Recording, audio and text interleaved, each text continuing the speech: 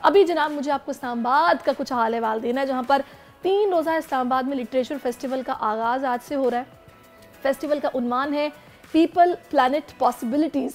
बड़ा मज़े का ये टाइटल रखा गया है। तो इस इवेंट में नामवर बरतानवी मुसन्निफ़ा और मोरिख हैं विक्टोरिया शोफील्ड और उर्दू के मुमताज़ शायर इफ्तिखार आरिफ के खुसूसी खिताब भी शामिल होंगे, जबकि 3 दिन बाद अदब के हवाले से खूबसूरत परफॉर्मेंस से तकरीब का अख्तिताम होगा। उर्दू शायरी का जश्न मनाने की रिवायत के मुताबिक इफ्तिखार आरिफ की सदारत में एक अजीमुश्शान मुशायरा भी होगा। फेस्टिवल की दूसरी और तीसरी शाम उस्ताद हामिद अली खान के साथ महफिल गज़ल का भी एहतमाम किया गया है। तो बड़ा ये ज़बरदस्त सा फेस्टिवल होने जा रहा है। इसी हवाले से हम बात करेंगे। हमारे साथ राहिला बकाई साहिबा मौजूद है। अस्सलाम वालेकुम राहिला साहिबा। वालेकुम सलाम। राहिला साहिबा, thank you so much for your time और really nice having you on our show. मुझे ये बताइएगा कि इस फेस्टिवल में क्या क्या ऐसा अट्रैक्टिव है जो कि हमें देखने के लिए लाजमी आना चाहिए? यूँ तो ये फेस्टिवल जो हमने 2.5 डेज़ का रखा है, इसमें बहुत कुछ है। There are around 55-60 sessions and कोई 200 के करीब स्पीकर्स हैं जो इस फेस्टिवल में शरीक हो रहे हैं। और इसमें हमने कोशिश की है हम हर उम्र के और हर ज़ौक़ के लोगों के लिए कुछ ना कुछ चीज़ रखें जो उनको अट्रैक्ट कर रही हो। जैसे इसके अंदर सेशंस जो पैनल डिस्कशंस होंगी वो एजुकेशन पर है, एनवायरनमेंट पर है, क्लाइमेट पर है, इकोनॉमी पर है, इन्वेस्टमेंट्स पर है। तो बहुत सारी कॉम्बिनेशन है चीज़ों के। इसके अलावा स्टैंड अप कॉमेडी है। और सबसे अच्छी चीज़ ये है कि आजकल एआई पे बड़ा बातचीत होती है, लोगों को बहुत होता है कि व्हाट इज़ एआई और एआई का क्या फ़ायदा है। उसके ऊपर हमने एक पैनल ऑफ एक्सपर्ट बुलाया है जो बात करेंगे, जो बताएंगे कि एआई से आपकी लर्निंग में, आपकी एजुकेशन में आपको क्या बेनिफिट मिल सकते हैं। तो इस तरह से बहुत सारी चीज़ें हैं। और मैं अगर कहूँ तो जैसे शाम में हमने हामिद अली ख़ान के साथ एक महफिल गज़ल रखी हुई है। उससे पहले सरमद खूसट आएंगे। ज़बरदस्त। सरमद खूसट के साथ एक सेशन है। उनकी जो एक फ़ीचर फिल्म है कमली, उसकी स्क्रीनिंग है, डॉक्यूमेंट्रीज़ हैं। तो 2 एग्ज़िबिशंस हैं जो क्लाइमेट से रिलेटेड हैं। एक फौजिया मिनिल्ला की है और एक बीकन हाउस नेशनल यूनिवर्सिटी ने ऑर्गेनाइज़ की है। तो अमीन अगर आप आएँ तो देखेंगे कि यहाँ पर इतना कुछ है कि यहाँ से निकलना बहुत मुश्किल होगा। एक दफ़ा आप अगर वेन्यू पर आ जाएं। दिए हैं ना, उसके बाद तो वाकई मुझे भी इंटरेस्ट पैदा हुआ है। बिल्कुल इसमें शिरकत करनी चाहिए और अदब से लगाओ जो लोग रखते हैं वो ऐसी महफिलें नहीं मिस करते, मुझे इसका अंदाज़ा है। अच्छा, थोड़ा सा ज़रा मुझे ये बताइएगा, क्योंकि आप ऑर्गेनाइज़र भी हैं, क्या वजह है कि हमारा आज का नौजवान जो है वो कुछ किताबों से दूर हो गया है और उसकी उस रग़बत को बहाल करने के लिए या उसको अट्रैक्ट करने के लिए जो सेशंस रखे गए हैं उनमें, ठीक है एआई की बात हो रही है, जो लोग इंटरेस्ट रखते हैं टेक में वो ज़रूर आएंगे और देखेंगे कि बात इस पर हो रही है और कितनी वो ज़ाहिर सैर हासिल हो सकती है। इसके अलावा सेशंस किस तरह के होंगे, गुफ्तगू किन मौज़ूआत पर होगी? देखिए, हम इसके अंदर तकरीबन 15 किताबों की रूनुमाई हो रही है। और जब हम कहते हैं किताबों की रूनुमाई तो जाहिर है उसके अंदर उनके राइटर्स मौजूद होते हैं, वो आप ऑडियंस के साथ बातचीत करते हैं, इंटरैक्ट करते हैं। तो और जब आप कहती हैं कि हमारा यूथ किताबें नहीं पढ़ रहा, ऐसी बात नहीं है। किताबें, मगर उनका मोड बदल गया है।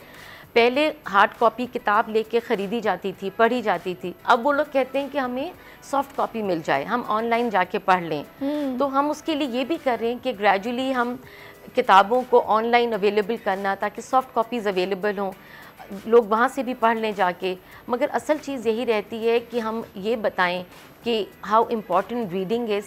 और जो कौम किताबें नहीं पढ़ती है, जो यूथ किताबें पढ़ना छोड़ देता है, आपको भी पता है कि वो फिर it's going towards the dark ends. कि आप पुराने ज़माने में चले जाएं कि किताबें पढ़ने से आपकी नॉलेज में इजाफा होता है, आपके लिए दुनिया खुलती है आगे। And this is what we are trying to promote through these literature festivals, जहां हम अपने ऑथर्स, हमारे राइटर्स, हमारे लोगों ने इतने अच्छे काम किए हुए, उनको हम ऑडियंस में लाते हैं। ये 2.5 दिन हमारे ऑथर्स के लिए वो सेलिब्रिटी होते हैं उस इवेंट के। लोग उनसे उनकी किताबें लेते हैं, उनसे साइन करवाते हैं। तो आई मीन इससे एक इंटरेस्ट होता है हमारे यूथ में कि वो उनके पढ़ें और लिखें और आगे बढ़ने का शौक़ आता है, नई नई चीज़ें समझने को मिलती हैं। So that is how this is a small काविश from Oxford University Press where we are trying कि हम किताबों को फ़रोग दें। बड़ी अच्छी बात है। अच्छा, मुझे ये बताइएगा, जब इतना कुछ है तो ये भी मालूम होना चाहिए कि रजिस्ट्रेशन कैसे करवाएं, वहाँ आने के लिए क्या प्रोसीजर हमें फॉलो करना पड़ेगा?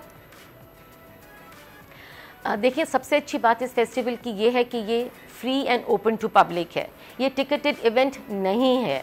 आप अपनी फैमिली, फ्रेंड्स, जिसके साथ भी हों, रिलेटिव्स, आप बिल्कुल आएँ and just walk into the venue.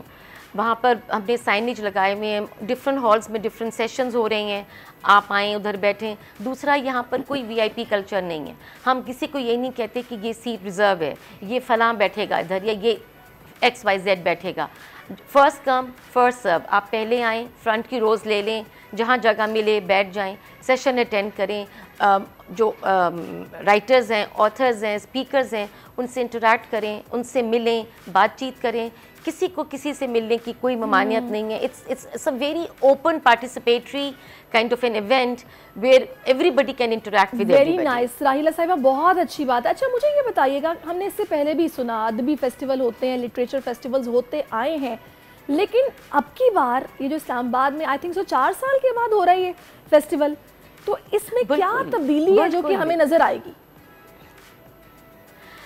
देखिए, जो एक असल जो अदबी मेला होता है या हम फेस्टिवल की बात करते हैं, उसका मेन मकसद तो पढ़ना, किताबें, राइटर्स, कोर मैसेज तो उसका वही रहता है कि हमने किताबों की को और रीडरशिप को प्रमोट करना है। लेकिन हर दफ़ा फ़र्क उसमें हम ये होता है कि नए यूथ को शामिल करें, नए लोगों को लाएं, उनको सामने फ्रंट रो पे ला के दिखाएं कि जी ये नए लोग हैं। We can't keep on repeating the same people, we can't keep on repeating the same topics. जो करंट मसाइल हैं उन पर बात हो, चीज़ें खुलकर सामने आएँ, खुली फ़िज़ा में बात हो। और जो आपने बात कही ना कि 4 साल बाद, तो वो 4 साल बाद इसलिए मुनक्कद हो रहा है कि जब 2019 में कोविड आया तो उसके बाद हम इतनी बड़ी पब्लिक गैदरिंग कर नहीं सकते थे। आपको भी पता है हालात क्या थे। पिछले साल हमारे मुल्क में एक मैसिव फ्लड्स आ गए थे। वो अच्छा नहीं लगता कि हम फेस्टिवल कर रहे होते और हमारे भाई, हमारे आधा पाकिस्तान पानी के में डूबा हुआ था। तो दैट वाज द रीज़न कि हम पिछले 3-4 साल नहीं कर सके और अब इस साल हम इसको लेकर आए हैं। अच्छा। और इंशाल्लाह everybody is going to enjoy. इंशाल्लाह। अच्छा राहिला साहब, एक बात और मुझे बताइएगा, अब खैर हम लोगों का तो ऐसी फील्ड से ताल्लुक़ है कि हमें ज़ाहिर है अपने तलफ़्फ़ुज़ पर काम करना पड़ता है, थोड़ा बहुत उर्दू को समझना पड़ता है। ज़ाहिर है वो उस हद तक तो नहीं कि हम एक मुसन्निफ़ा के तौर पर कुछ लिख सकें, क्योंकि ज़ाहिर है वो तो बहुत एक नॉलेजेबल, एक्सपीरियंस्ड लोग हैं जो लिखते भी हैं और अपनी ज़िंदगी के जो एक्सपीरियंस है वो शेयर करते हैं। लेकिन आजकल अगर आप किसी नौजवान के पास बैठ जाए ना, वो आपको सिंथेटिकली का मतलब तो बता देगा, लेकिन अगर आप उसको पूछेंगे ना हमतन गोश या फिर तज़ब्ज़ुब का क्या मतलब है, तो वो बोलेगा व्हाट, क्या बोल रही हो।